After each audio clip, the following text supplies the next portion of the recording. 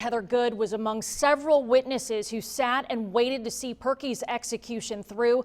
There was legal back and forth all day yesterday and today. New for you now at 5. News 10's Aaliyah Blackburn walks us through Heather's experience.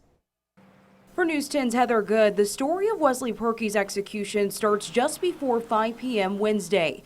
She made her way back to federal prison grounds to check in as a media witness.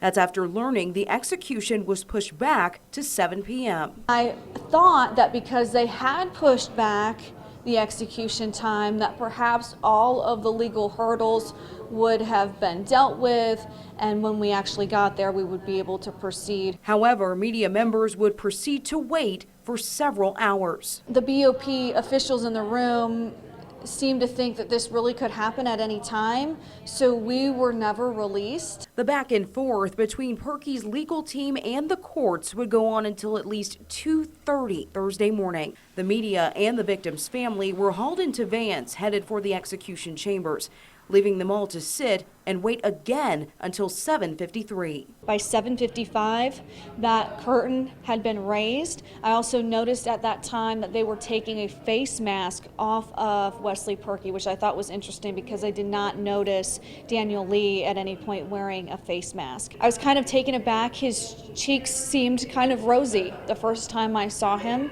And then obviously as the execution took place and he eventually died, you saw that color leave his face. Just before fading away on the gurney, Heather says it was a change from Daniel Lee's execution.